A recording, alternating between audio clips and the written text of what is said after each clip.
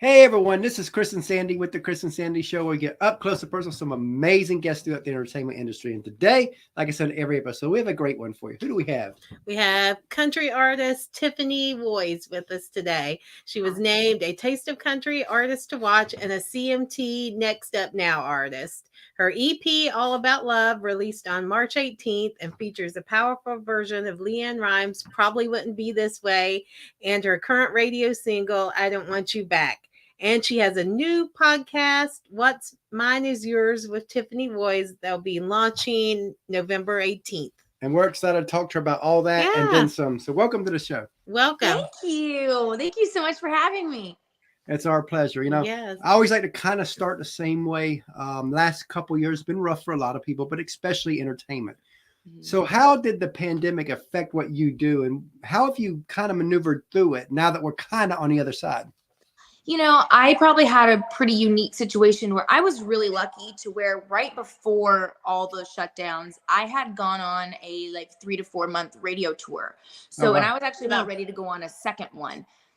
But I was able to make those relationships and build those connections right before that all happened. So while I wasn't able to perform or really go out and do a lot, since I had built those relationships, every time I released a single, I was so blessed that country radio still added the singles and kept that part of my career still going. Oh, wow. So my music was still getting out there through, a lot of mainstream radio, I was so blessed and lucky to have, because I know a lot of people didn't even get the opportunity to go out on the road to even meet radio. So I just kept in contact with a lot of my radio contacts, and that is what helped me at least have that.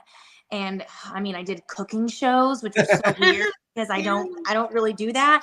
And any way for me to still just get out there is what I have a great team with me that, still got me slots through, Zooms or whatever the case was, but it's just not the same as people, person to person interaction. It just really isn't. So I was still able to get into the studio a little bit and record. That's why I've still consistently been able to put out music, but it was tough. And so we're now getting back to the idea of even going back out on the road, because a lot of radio still hasn't even gotten back. Now they work from home. They don't, they don't go back into the studio. So it's kind of hard as an artist who wants to be able to, have face-to-face interactions with people, because I really do believe that's a huge part of country music is the relationships. Mm-hmm. It's not just about, don't get me wrong, the majority of it is about the music, but it's the whole thing. It's the person, the interaction. Yeah. I think country music is one of those beautiful genres where it's really about human interaction. Yeah. More so than anything.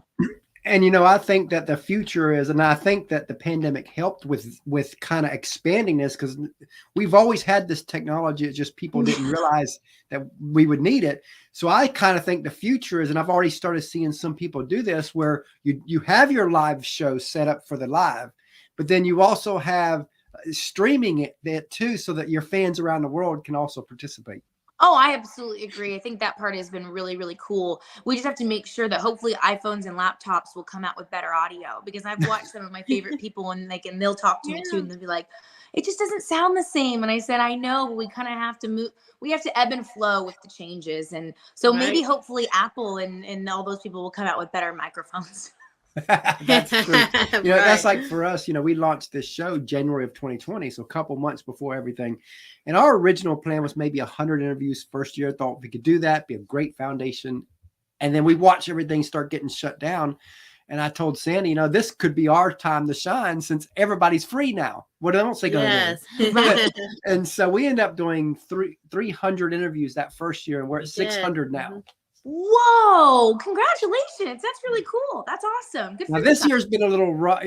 We did 300 first year, 200 second, and the plan was 200 again this year, but we're at only 100 because we've had 2 deaths in the family and a couple other things. And so so we've got put back a little bit, but next year we're going to come on strong again. We are. Yeah. Sometimes life gets in the way of some things. And I found that out with just everything. We've learned that over the years, right? Since COVID, that things just, there's those things that are unexpected that are going to happen, and you just have to figure out how you're going to maneuver through those challenges. And I think that COVID taught us a lot about that, about just facing unknown challenges and things, and deaths, illness, job loss.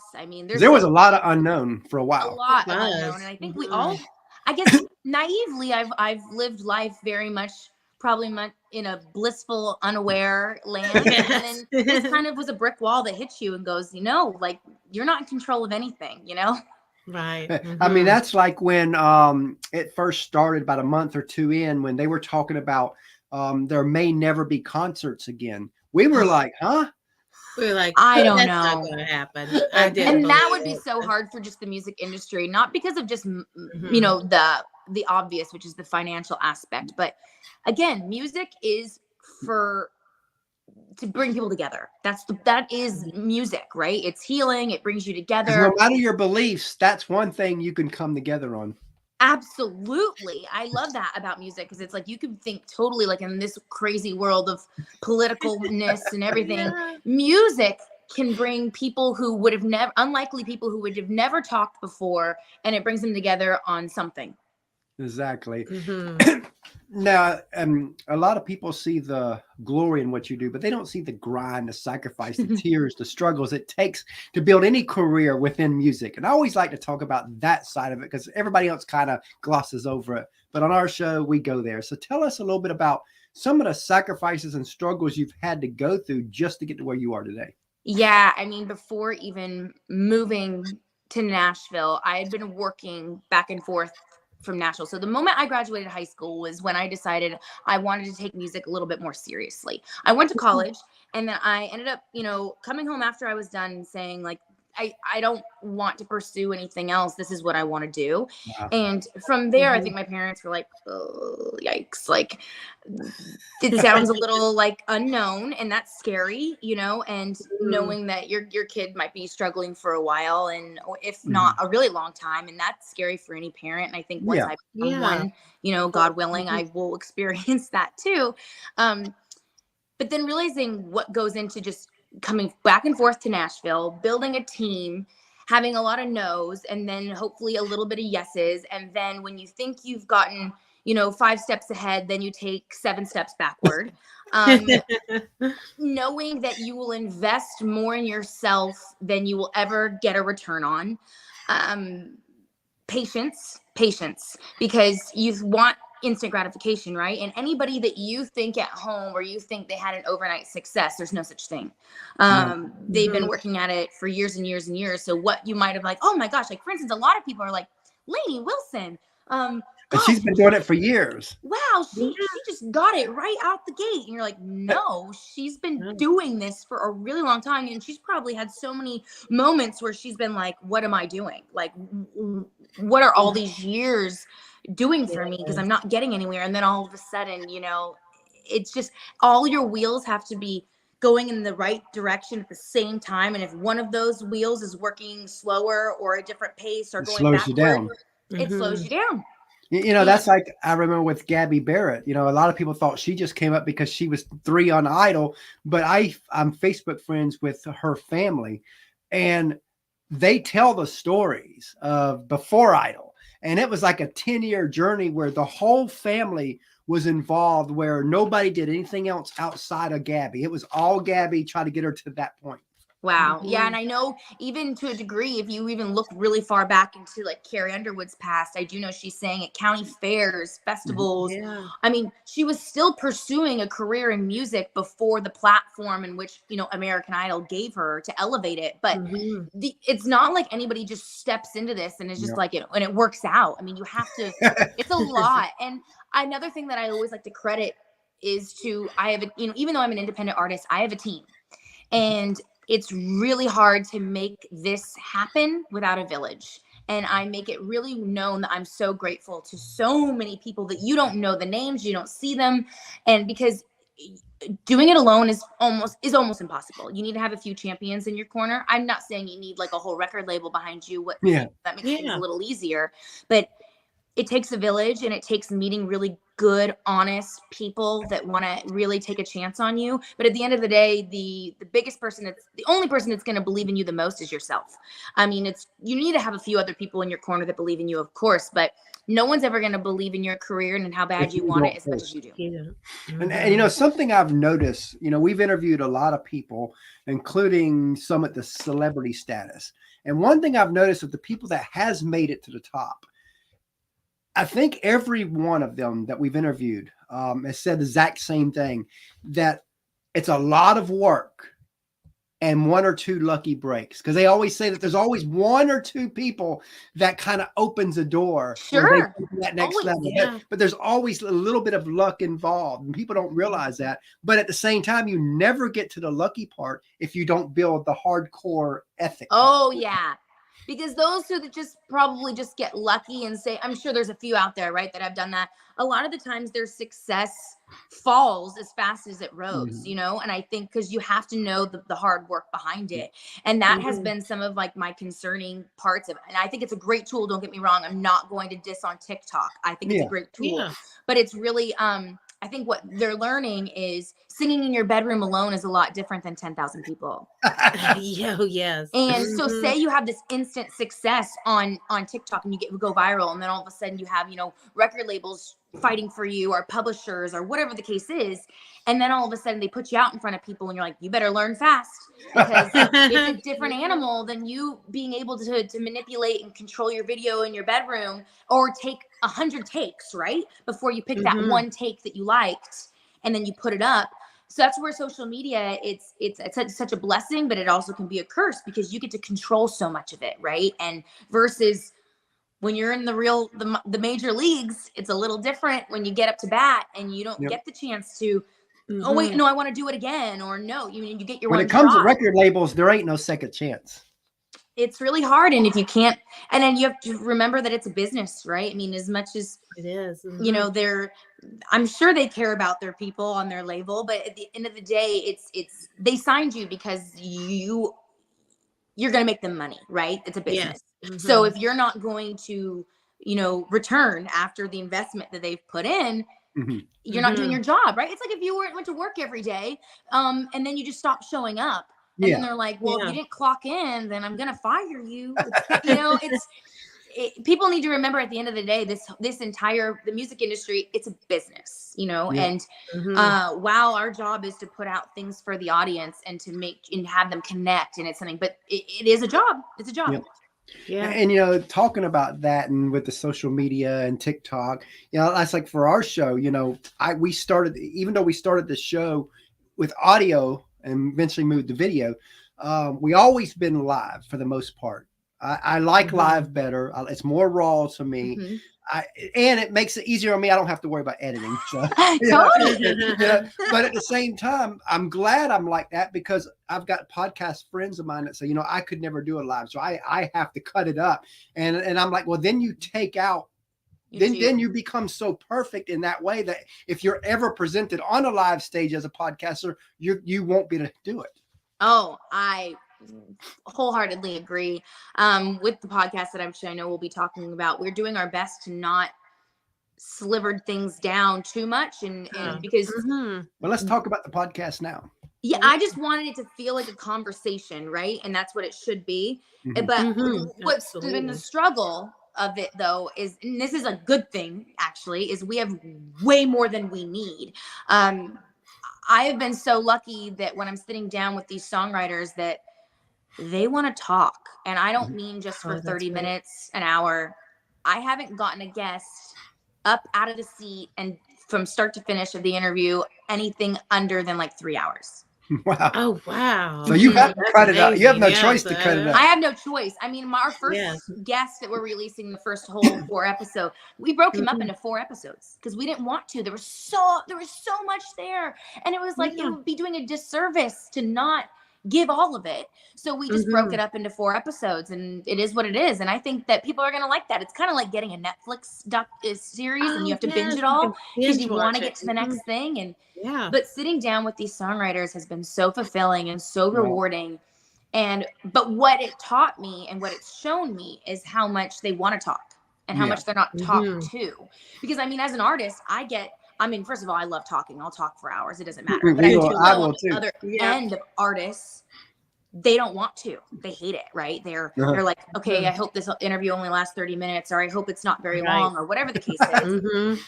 I'm realizing these songwriters aren't talked to, and that's why they want to talk for like 3 hours, 4 hours, and you're like, whoa, they finally have a platform. Wow. Who's not talking to you? Like, and what really kind of Yeah, we had Lance Carpenter on a couple times.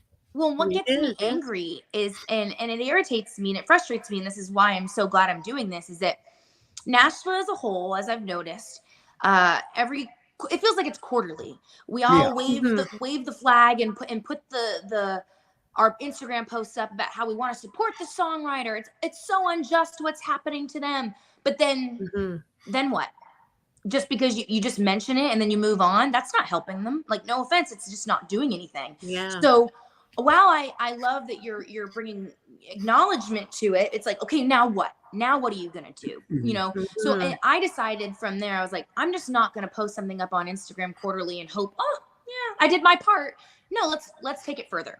Let's actually do something about it. And now I actually love that I'm giving the microphone to them, you know, and let them. They have the floor. They can talk about whatever they want to talk about. We're talking about really challenging topics about the music industry. We're talking about obviously the stories behind the songs that they've written, and I think that's the foundation of the show. But we have really evolved to being like, let's talk about the hard stuff, and maybe it's the stuff people don't want you to talk about. But if you're comfortable with talking about it, let's talk about it, because I don't think you should be silenced. So if it's something that's going to upset some of the record labels, okay, because you know what, change has never happened by staying in the comfortable zone. So let's shake it up a little bit. And if there are some conversations we have on here that I'm sure if record labels ever watched, they would cringe, because you know, like one of the things that I bring up quite a bit, and we only recently learned this by interviewing so many people. I didn't realize that, you know, just because a label want you, that means they really want you. I learned really quick at interviewing people that if they feel you're a threat to somebody they just poured millions of dollars in, they will come to you because they know you probably don't have an attorney, won't read the contracts, and you're all excited. Oh, I'm finally getting on a label. They sign you and then they shelf you. Sorry, my cat. Oh, no problem. But then they shelf you, and now here it is. Your dreams, that your passion, your purpose that you've always gone for, you can't do for 3 years. Yep, they'll take you off the market. You know what I mean? And that way nobody else can have you either. And that very much so. Yeah, there's so much to behind the curtain, right, that nobody sees. And let's be honest, people would love to know this stuff. People love to know the stuff that's a mystery. Now, don't get me wrong. Do I think some things probably should maintain? There should be a little bit of mystery, I guess, you know. Sure. But there is some stuff that I think the public should know, and I'm not scared to talk about it. You know, I was on a different interview a few weeks ago, and we were talking about the podcast, and they said, "Are you scared about the backlash?" And I said, "No." But if you asked me that question 5 years ago, maybe. I just kind of feel like I'm here in Nashville now, and I feel like I was given this platform for a reason, and all of it can be taken away from me at any point, right? So might as well go out doing what I'm passionate about and what I love, and say what I want to say, and unapologetically so. And like I said, nothing of greatness happens by staying comfortable. You gotta move, rattle, shake. You gotta do something. If you want real change, you gotta shake it up. Where do you see that going, though? I mean, because social media has been a game changer. It's been a plus and a minus. As you know, now, if you don't have a following, a label will not even look at you. But at the same time, you don't need a label as much as you used to because of social media. Totally. It's tricky. I really wish there were more, but I get it. A lot of it has to do with budget, right? So I think labels have lost a lot of money along the way, where they don't have the budgets to artist develop, because there's no such thing as like artist development anymore. It's like, if you're not already the package with the bow on it and the sparkles, then they're not signing you, right? You better be I kind of compare it to watching Shark Tank. I always get very frustrated when I watch that show, because I'm like, they had a great idea though. Why didn't you invest in them? And they're like, well, they weren't already making $1 million, so that's why. And I go, what? I thought the point of the show was finding a great idea and then taking a chance on it. That's what the record labels used to be. They used to find real talent and then take a chance on you. And then their job was to develop you as an artist. And now that's out. And, you know, because I'm doing that, I think it's actually pulled some scammy people in, because now you have people that are artist development, but they make you pay for it. Oh, We Yeah. talk about it. I have a guest coming on the show. I don't know what month his episode will be released, but he's coming out with kind of an artist development company, but he takes zero money. Oh, wow. Oh, that's awesome. great. Love That is what it's about. That's the thing. That's a future. Yeah. I've ran into plenty of people along the way in my journey here that, they'll do anything for a check, right? I mean, sure, you'll be a star in no time. And you're like, well, first of all, there are no guarantees in this business, so you can't guarantee anything. So anytime somebody ever guarantees you something and says they're gonna make you a star or a success, they're lying to you. Run. Don't walk away from them. Run. Don't sign any contracts. Don't do anything like that, because that's a lie. And you get these really hopeful, starry-eyed girls and guys coming from different states and just hoping to make it. And it's easy to get sucked in. You're like, I don't know anything. Especially I compare it a lot to my journey here. My parents were trying to be so helpful and believe in me. And they're like, well, we didn't know anyone. We didn't know anyone here in Nashville. So we take these meetings because we're like, my dad's like, okay, we got to start somewhere, right? We got to try. And then we start running into all these, what I like to call sharks. And you're like, wait, but something in your gut didn't feel right. Like that felt like a car salesman. That didn't feel good. Like I don't know. And my dad goes, I don't feel good about that. So it was actually a blessing in disguise, because it was through those horrible meetings and those things that just didn't feel right to us reaching out to entertainment attorneys and talking to people through that avenue. And then where they're like, don't sign those contracts. Those are bad. And then from there, it was like a game of telephone. Then that person said, well, let me introduce you to somebody that I really trust and I believe in. And then you just kept, and it took 5 years to build my team. But you know what? It was worth every year and every month and every second and every minute, because I am now surrounded by people that I would trust fall into 365 days out of the year. I would close my eyes, turn around and fall backward, and I would know they'd be there to catch me. And so that's what you need. You need to find your tribe, your people that really believe in you, because it's really easy to fall into traps here, because they know they're dealing with vulnerable people because it's their dreams. Yeah. And something that we want to launch, we haven't launched it yet, but the idea is there, is where we another episode, another kind of show, but still part of the Chris and Sandy show, called Entertainment Horror Stories. And that's where people who have horror stories write in, tell us their story. And then we read their story and we react to it. I love that. You need to do that. I think that's really, really great, because you know what? You're going to be inundated with stories. And by no means people let them know, because that way they can get us the stories, because that's the thing we're lacking right now is the story. We know I'll send you 3. How about that? Oh, great. Because we know once we start, people will see that, and then we'll be inundated. They can see what we're doing, and I mean, but you know what? I think with that theme of that show, and kind of what I'm doing, I'm having to kind of remember, though, that we can't make it all bad, right?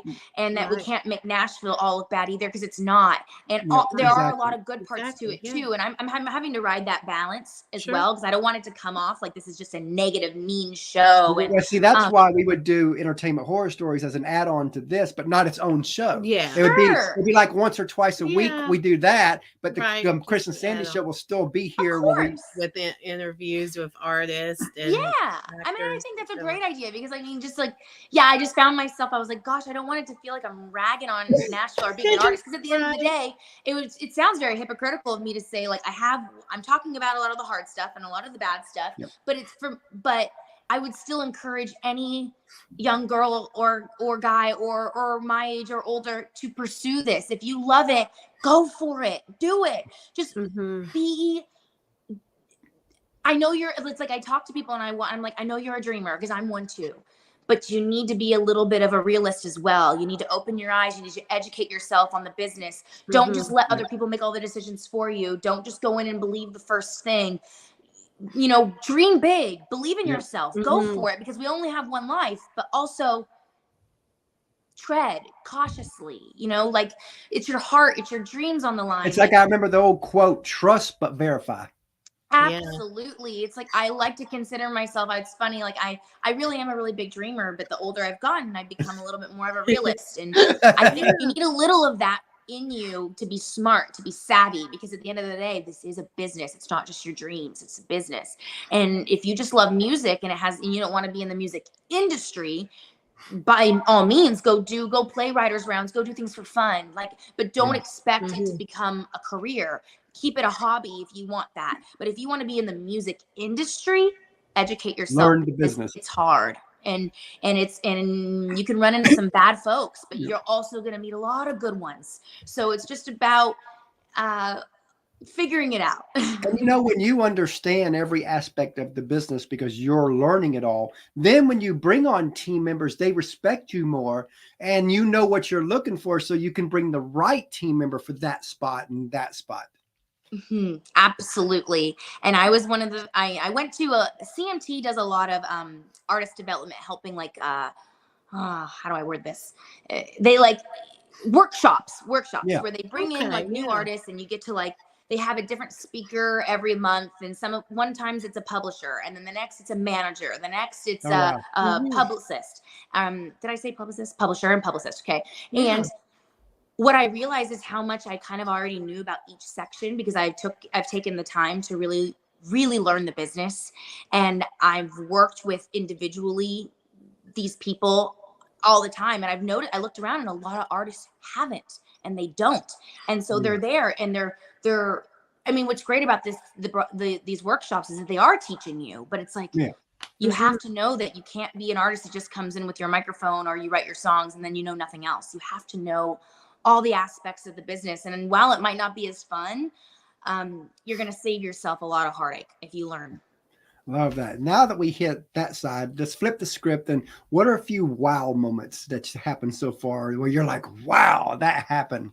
Oh my gosh. Well, speaking of you, when we entered into this podcast today, or this show, you guys mentioned probably wouldn't be this way. And a big wow moment for me was, so that song is the reason why I started country music. It really is the reason why. It was LeAnn Rimes, but that song made me fall in love with country music in the storytelling of it all, because it's such a vivid story.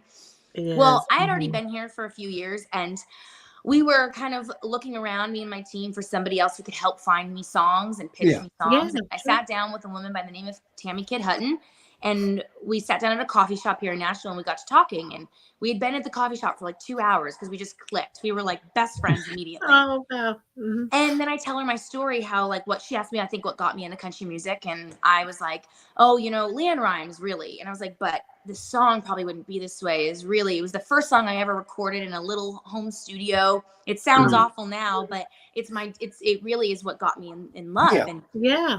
And her face turned white like a ghost. And I was like, oh, are you okay? And she goes, I wrote that song. Oh, wow. Oh, and that's amazing. I had never shared that story with even my management up until then. So they wouldn't have even known to pair us together by any means. Sure. So I go, wait, are you kidding? And she goes, I'm not kidding. And she goes, that was my first number one. That was everything for me. That started me on my journey of a songwriter, really. And I go, whoa. And I got chills from head to toe, because that was just like a fate, God moment. Mm-hmm. So meeting her and by chance, and now we work together, and she was the one that helped co-produce the cover that I put on the EP, and she sang background vocals on it. And it was really, really cool to have the writer in the room giving her 2 cents of how she envisioned the song and how she would want it produced. And that is such a wow moment to me, because how many people get to meet the people that wrote the songs that made you the reason why I'm here. And it was a huge wow moment. And another one would be my first single ever released in Nashville. I'm a really, really big Disney fan. I'm quite obsessed actually with Disney. And I was just raised going there. My mom worked there when she was younger. So it's just it's really nostalgic to me. So my first single ever was called Priceless. And I think we released that in 2019. And it debuted on Radio Disney Country before they, I think, stopped. Oh, wow. And that was such a big deal, because I'm like, oh, I'm on Radio Disney. And it got to, I believe, number 14, which was just for a first single out in general, and not having any experience in the radio world or anything really in Nashville. For that to happen was also, just a wow pinch me moment, because I seeing all these connecting of the dots of things that you've loved. And now I've been able to work with these people. Wow. That to me has been ultimate dreams. And what about like being named CMT's Next Up Now and the other titles and stuff? I'm starting to learn better at being able to stop and celebrate to some people, which are really big moments, like to me, and to some they could be just small steps. But I'm having a hard time because you reach something that you say you've always wanted, and then you're like, oh wait, no, I want to reach this level and that level, and then you forget to celebrate on the way up.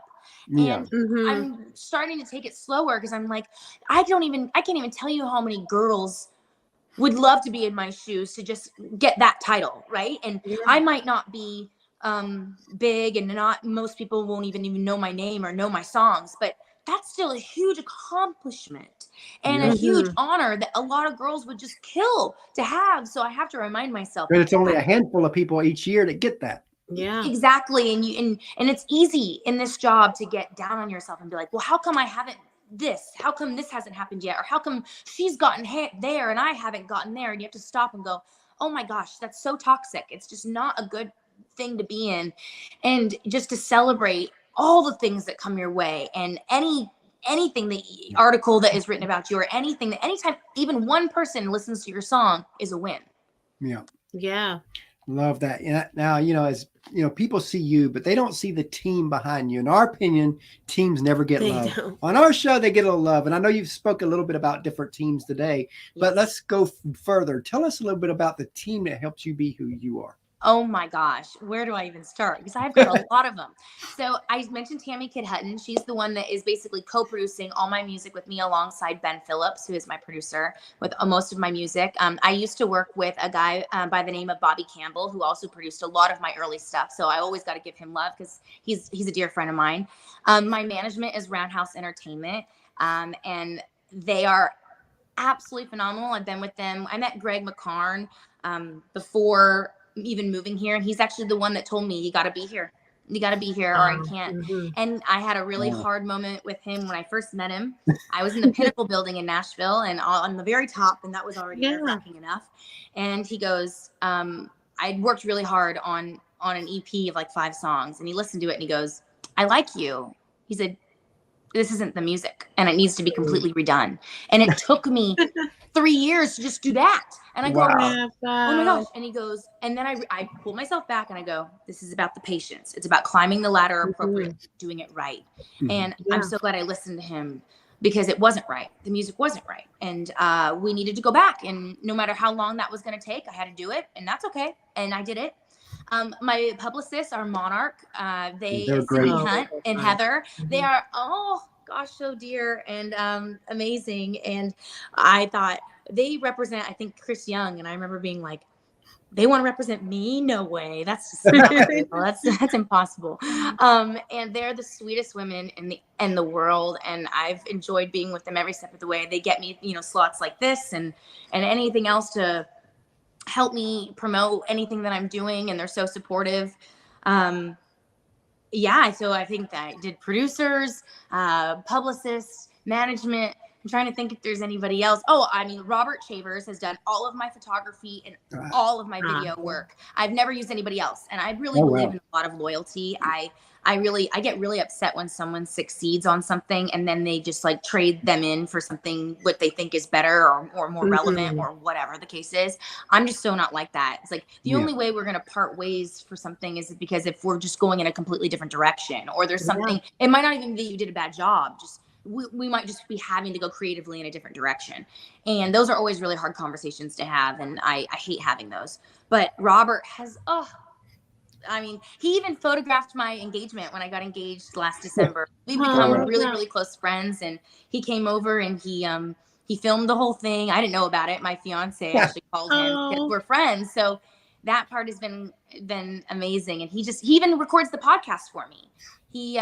That's great. Yeah. And I have a producer for the podcast. His name is Ed Hill. He actually lives in California, and we talk 10 hours a week, maybe more. On the phone, which is crazy. We actually have never met in person, which is wild, but we know each other probably better than anybody else on the team. like we know each other the best.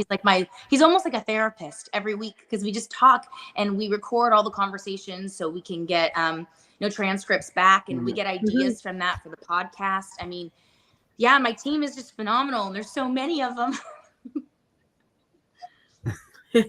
Love that. Speaking of teams, we have a third co-host, our 10-year-old that we bring on to ask a couple questions. So Sandy's going to go get him. I'll get him. Awesome. And while she's getting him, what's kind of next for you?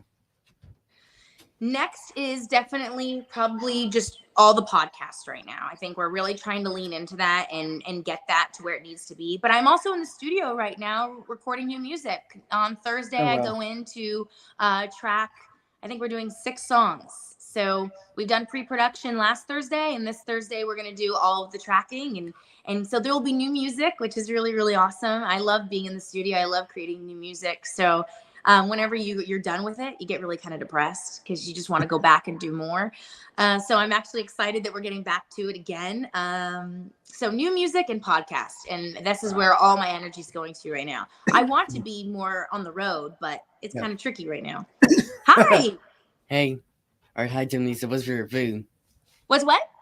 What's your favorite food? Well, the California in me wants to say sushi, but probably Mexican. Mexican food all the way. What's yours? Mine's pizza. Pizza? Oh, I should have said pizza. Pizza's really good. I can eat pizza every day, right? What's your favorite type of pizza? What's my favorite type? Pepperoni sauce and supreme and pineapple. He's got like 4 You favorites. like pineapple? Woo! Yeah. I love pineapple on my pizza. I hate when people say they don't like it. All right, what's your TV show? Favorite TV show? The Office. I can rewatch it over and over and over and over and over again. What's yours? Hi, SpongeBob. SpongeBob. You know what? My mom loves SpongeBob. She used to have a SpongeBob keychain that she hung in her rearview mirror. Yeah, her rearview mirror in her car every day. And I used to love SpongeBob. My favorite episode actually is when he blows up his muscles with a straw. Yes. You know that episode? Yeah, I know it. It's a good episode. Yes. All right, what's your favorite movie?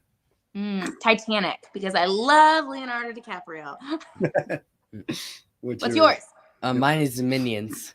Minions. Oh, I love Steve. Well, of course, I like The Office. So Steve Carell voices Gru in that. Yes. So I love that movie. All right, bye. Thanks. Bye. Nice to meet you. Yeah, he's been on almost every episode. He loves it. And maybe next year we told him if he wants, he can start his own show. Yeah. Oh my gosh. Does he like it? Does he like being on it? He loves it. Oh yeah, he loves it. So we're building towards that. I don't think he's ready. To me, I don't think he's ready yet. So we're getting there. So we're building him up. So, so that it takes a lot of work. Right.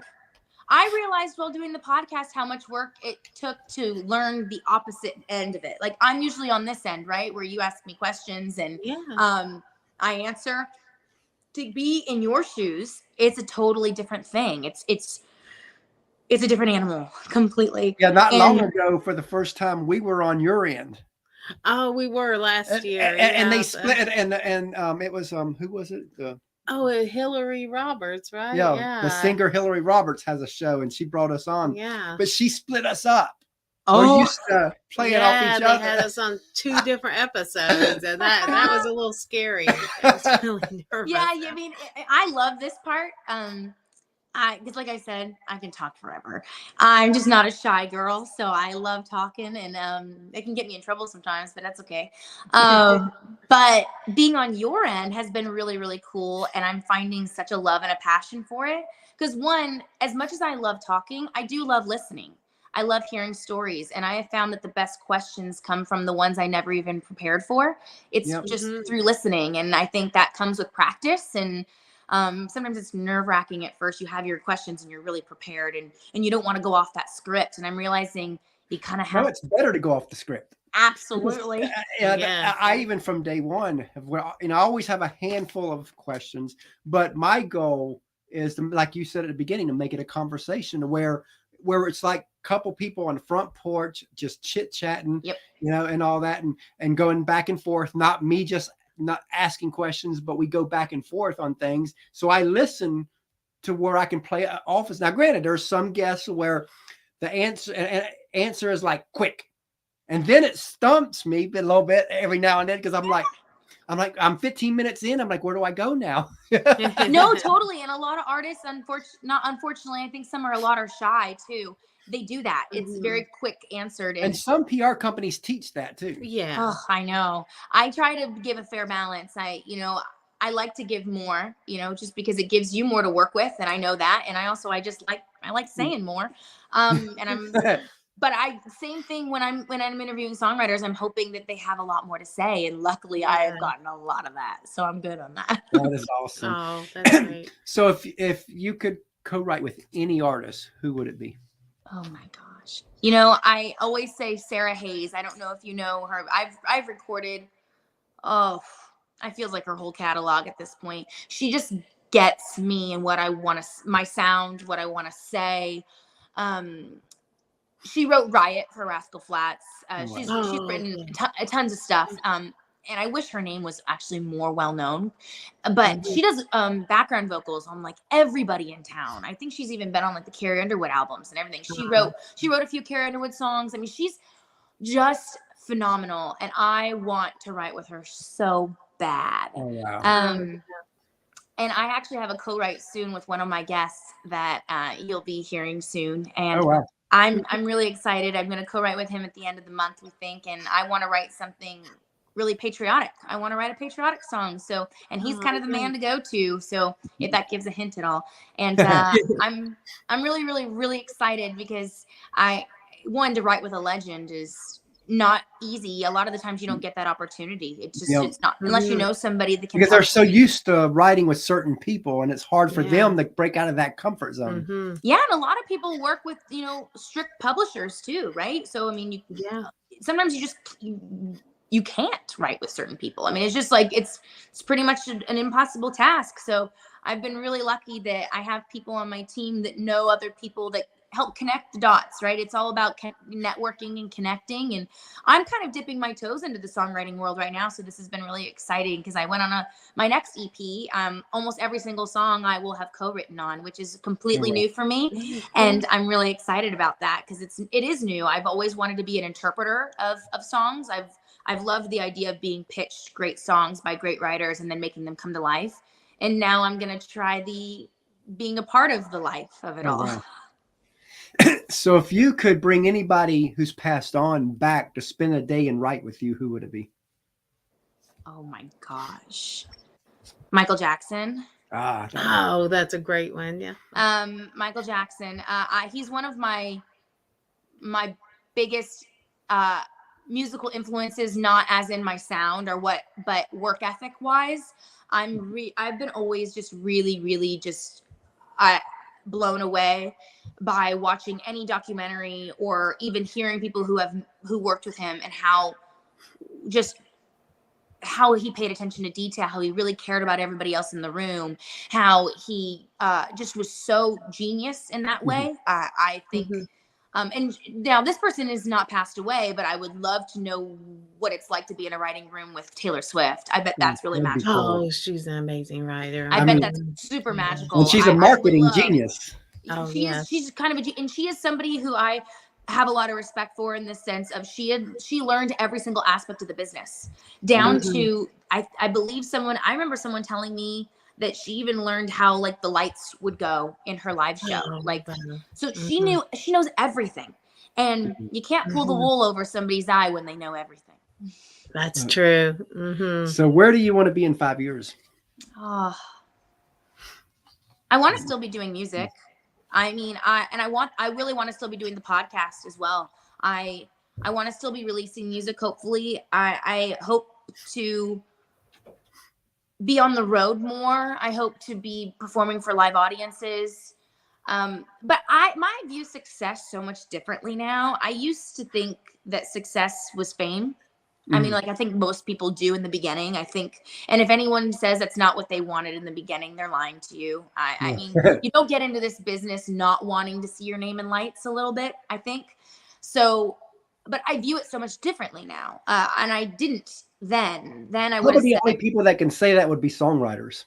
Absolutely. And artists, to be fair, most songwriters wanted to be an artist at first. So you just, I think your journey just kind of goes along the way. And now I'm like, I just want to do what I love. That's what I think, and be good at it, and hopefully make a living from it. I mean, that'd be silly to not say that part, because if I want to do this professionally, I have to be able to make money while doing it. And that's the only way I can really continue to do what I love in this aspect, for other people to see and other people to hear.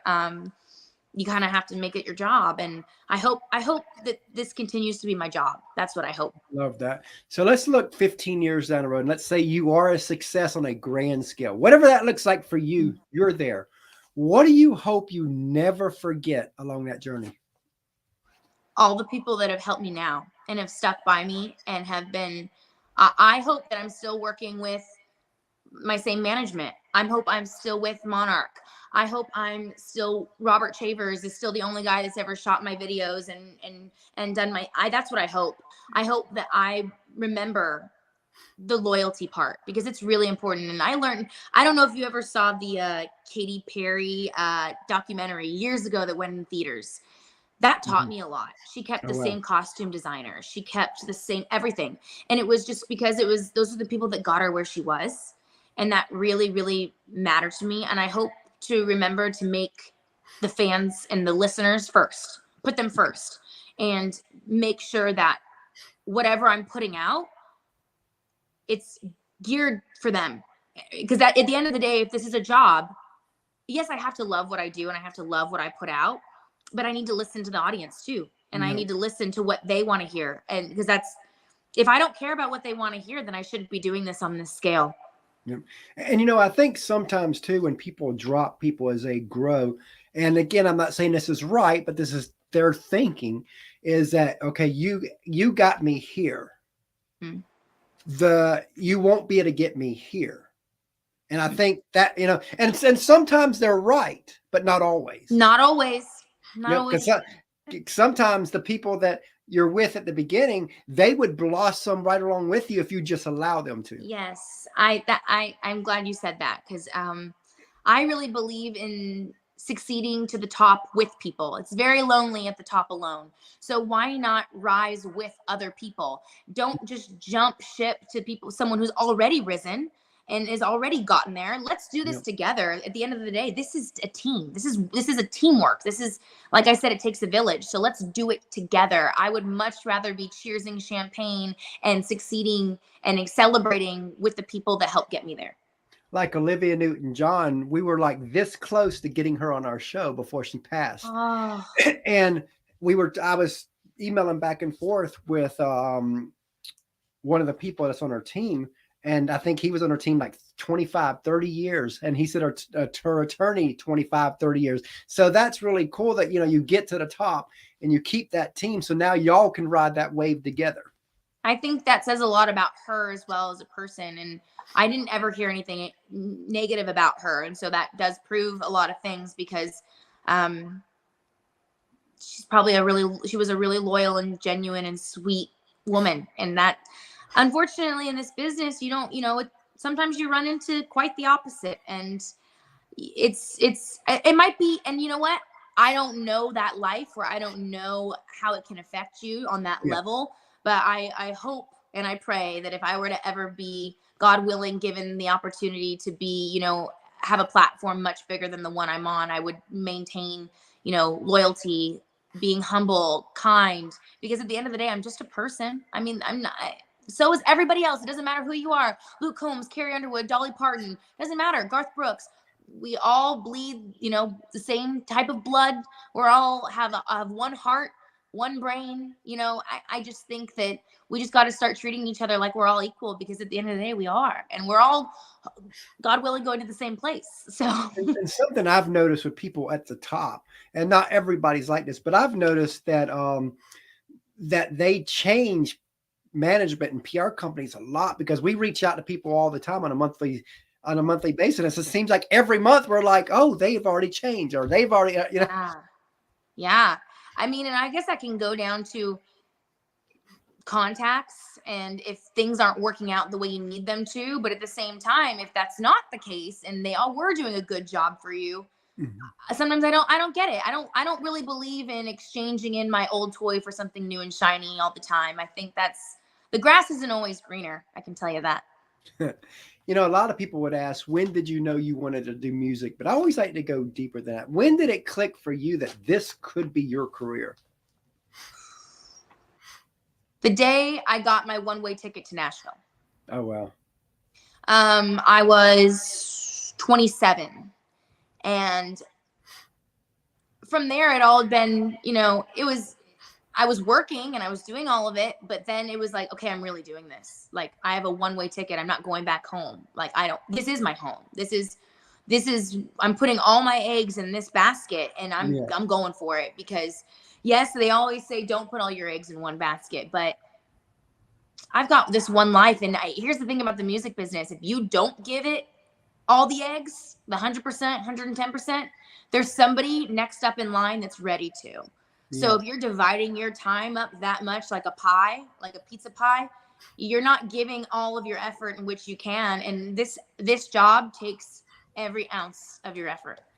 And, you know, saying that, I remember we interviewed Allison Steele from Two Still Girls years ago. And I remember asking what advice she'd give somebody. And I'll never forget what she said. She kind of joked, but wasn't joking. She said, first, don't do it. You know, and then she added on, she says, she goes, but if you're going to do it, he says, it says, if you can do anything outside of this and just keep this as a hobby and be happy, she goes, go do that other thing. Yep. She goes, but if you're going to do it, you got to be all in, because it takes a toll on your body, your mind, your soul.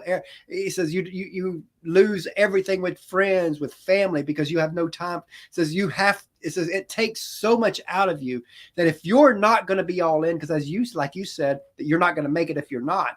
So if you're not going to make it if you're not, then you have to do everything it takes, and you have to know that what it takes, because if you don't do that, then what have you done? It becomes that regret. Absolutely. And I've been guilty of being distracted and doing other things. And because you do, as an artist and or anything in this business, it is such a roller coaster of emotions. And sometimes you question yourself and you find yourself slipping, and then you have to get yourself back on track somehow, right? If you really want it, you will find your way back if you really want it. And if you don't, it will slip and it will go away. And someone else will be there that will do the work that you weren't willing to. And that's okay. You know, it is what it is. But I will say the only thing I disagree with what she said is the first of the don't do it, because I'm really, really a strong believer in dreams in general. So whether that's like being sarcastic or a little bit, you know, kind of joking. No. I get it. But like, I'm just, no matter what job it is, if you want to be a police officer, if you want to be a firefighter, if you want to be a doctor, or you want to be a lawyer, heck, I don't care if you want to make coffee at Starbucks. Do it with all of you, and and if it's your dream, follow it. And what's the worst that can happen? It doesn't work out. Okay. But you can get up, dust yourself off, and move on to the next best thing. But you'll never look back and say, I didn't try. Exactly. So what inspires you? The city in itself, it inspires me. It pushes me so much and makes me work so much harder. I remember one of my first meetings I ever had here in Nashville, I left feeling so discouraged, and I went into the Margaritaville on Broadway, and there was this duo sitting there with a bucket for tips, because they're not getting paid on there, and they're just singing, and they were so good that I thought I could hear them on the radio right now and they'd be stars, but nobody's taking a shot on them. And I'm just looking, and they have a tip jar out, and I started bawling. I started crying my eyes out. I went back to my hotel room and I go, okay, that's either going to make me pack my bags and go home because I'm not meant for this, or it's going to light a fire under my butt, and I'm going to get online and I'm going to follow every producer, every songwriter, any manager, and I'm going to do the work, and it's going to make me be better, and I'm going to sing every day, and I'm going to work. I have two options. I can go home, or I've worked harder than anybody else in the room. I got two options. And I chose the option of lighting the fire under my butt, because I didn't want to go home, because I loved it so much. And I gave that duo, I think like $100, my like $100 bill that day. And I go, because what kills me is that for every one person on the radio you hear that you might not even think is great, there's 100 of them here that are phenomenal. In Nashville on Broadway, you know, because we go to Nashville quite a bit, but there's so many great singers in those bars. There are. And no one's out there looking for them. And that's what hurts my heart, because I'm sitting here on, you know, with so many opportunities and going on, you know, morning shows and radio tour and all this stuff. And listen, there's always going to be someone better than you, harder working, to some people better looking, whatever the case is, it's always going to be someone better than you. Okay. So it's really going to come down to what are you willing to do? Not bad wise, but work ethic wise. Yeah. But it hurts my heart because I see some of these people on Broadway that are busting their butt like every day, and they're better than me, way better than me. And I go, why? And that's why I wish there was more taking chances on people and less about, you know, the politics of it all sometimes. And you know, I've heard this from a few artists, people for Broadway, that sometimes people get in this rut to where those bars are paying their living, so they get comfortable. Yeah. So then they don't take chances then, and then they become in that stuck there. Yeah. It's easy to do because at the end of the day, we got to keep the lights on. We gotta buy food. We got to, and that's why there's a lot of people, and that's why I feel bad when I say about certain artists or certain people when I say like you got to be all in, you got to put all your eggs in the basket. Well, yeah, but I also got to work that 9 to 5 to pay for the music because it costs money to make the music, to get in the studio, to pay your producer, to pay your photographers, to pay your videographers. So you gotta, and then you gotta eat. You got to keep the electricity on. You got to. So it's like very naively and rarely actually wrong of me to say like you got to be all in, but like it's crazy because you got to make sacrifices elsewhere to make something else happen, and it's And if you're on your lunch break, make the phone calls you need to make. You know, that's the part I think people miss when you say all in. I think, you know, all in also means, yeah, you can still do your 9 to 5, but when you're on your lunch break, that 30 minutes, instead of going to a restaurant to eat, bring you a food and get on that phone. Sure. Yeah. And then nowadays, I think what is being more pushed into the light, which I'm very glad about, is making sure you're okay. I think mental health too has been a huge issue these last few years, and I think it's always been an issue, but we just never shown a spotlight on it. And now it's like, especially in positions that artists are in, there are a lot of lows, and there's a lot of things that can happen. People lose their record deals, or they go bankrupt, or they don't have money, they can't do this. You got to check in on those people too, because you got to take time to sometimes it's okay to take a break and go, okay, let me reevaluate. Let me breathe. Let me relax. Let me get a good night's rest. Let me go treat myself to a day where I just do some of the things that I love to do and enjoy, and just don't think of all the madness of this all. That's really important too. So it's, finding that balance. Smell the roses. Yeah, all about balance. For sure. And what would you like for your legacy to be? What would you like to be known and remembered for? Oh my gosh. That's such a tricky question because there's so many things, right? I'm really honest about this question because I actually end my podcast this way too. So I'm going to say something that might sound a little narcissistic, and I hope that you don't take this wrong, because I think everybody should say this answer, because what everyone wants to say at first is like, oh, that I was a good person, or that, I made people, which is all true. You know, it's like saying the world peace situation during the Miss America. Of course we want world peace. Right. I want to be remembered. So first of all, to answer your question, when you say, how do you want to be remembered? Well, first of all, I want to be remembered just in general. Yes. And and now, not for anything bad. I want to be remembered for good things. I want to be remembered for the work I did and for the music I put out. But I do want to be remembered. I want to be known on a bigger scale. I don't want to just be known by my friends and family. And I know that's a very, very honest answer, but I'm so sick of all the fluff and when people aren't very honest. So I'm just really, really, really honest now. So to answer your question quite bluntly, how do I want to be remembered? Well, I just want to be remembered. I don't want to be forgotten.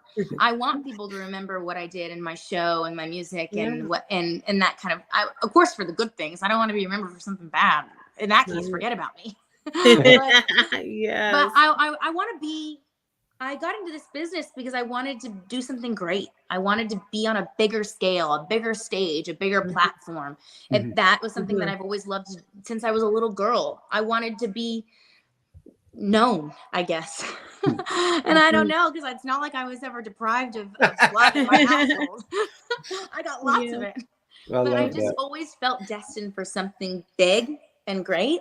So I want to be remembered for all the work I've done. And of course, I want to be known as a good friend, a good daughter, a good wife, a good mom, hopefully. All those things are really important. But I want to be remembered. I want people to go, oh yeah, that woman, Tiffany Woys, or she had really, this song changed my life, or that podcast was really, I want that. We get it. Absolutely. If you could say anything to your followers and fans, what would you want to tell them?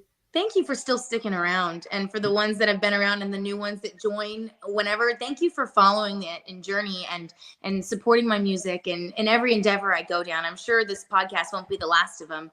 And I'm just so grateful that people still care to listen. I know how hard it's been to find new people. I think COVID, it was interesting. We felt comfortable going to the things we already felt comfortable with. So if you were a fan of Taylor Swift, Kelsey Ballerini, Maren Morris, whatever, you went back to what you were comfortable with. And not a lot of people were trying to discover new people because we wanted to feel like normal, like safe. Yeah. So any new person I receive that has heard me or listened to me or taken the time, I'm really grateful for. And thank you, because I know it's so easy just to go to what makes you feel comfortable. And it takes more work to look for the new artists. It does. It takes more work. Love that. So as we close out here, what advice would you give somebody who wants to do what you do? Oh gosh, like I was saying earlier, do it. Just do it. You might fall flat on your face. And I had a radio programmer once tell me that I most likely will. And yet you most likely will. Because I was at the CMA Awards the other night and I saw how many chairs are down on the actual floor. There's not many. And you're all fighting for that one spot, right? And half of those, 50% of those chairs were plus ones. So were people that were accompanying the person that was actually being recognized. So that's scary. It's a scary thought. But you know what? You'll never have a seat at one of those tables if you're not going to try. The answer is always no if you never ask. So you might as well go out and at least give it a shot and follow the dream. One being the Disney girl in me, dream all the way, dream big, dream hard, but work hard for it. And if you worked really hard and you can say you gave it all you got and it still didn't work, that's okay. That's okay. And don't beat yourself up too much about it. At least you gave it all. You gave it your all. Like, I don't know if I'm ever going to be a Carrie Underwood or whatever, and I most likely won't be. And that's okay. But gosh, I've met so many cool people. I've done so many cool things. So don't skip out on those memories because, gosh, they're cool. They're good. You can't buy those things. You know, that's like true. Next to my computer in the office, I've got a sign that says Emmy winning the Chris and Sandy show. You got manifest it. You got to put it out there. You have to. And because if you don't and you don't try, of course it will never happen, right? It's never going to happen. I'd rather go on my deathbed knowing that I gave it everything instead of being on my deathbed wondering what if. Yeah, I mean, this is totally not even about music or anything related, but people would always tell me, because I always wanted to find the one, you know, the love of my life. And they're like, well, you're not going to find him if you never go out on a date. And I go, oh, yeah, so true. I mean, you're right. It's scary. Yeah. No matter what you do, taking a risk on trying to find something that matters to you is scary. When you have more to lose, you're more terrified.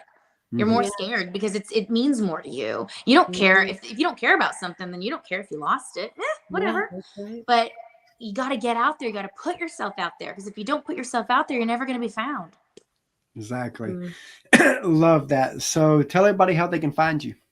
On all my socials, I'm on everything. I'm pretty much, I think, anything that you can find me. My full name is Tiffany Woys. That's Woys. And then for the podcast, it's What's Mine Is Yours. And the Instagram handle for that is WMIY.podcast. And so it's just the abbreviation for it, because what's mine is yours is a little big. And Tiffany Woys other than that. And you'll find me pretty easy because there's nobody else really in the United States that has my last name unless they're related to me. So if you just spell it out, you'll find me. Yeah. Makes it easy. That makes it easy. You know, we really enjoyed having you on today. We did. And we look forward to having you back down the road. Thank you so much, you guys. I really appreciate you taking an hour out of your day to talk to me and hear me gab. So thank you very much. I love it. You made it easy. Thank you. Thank you for your time. Thank you. Have a great day. You too. Bye. Bye.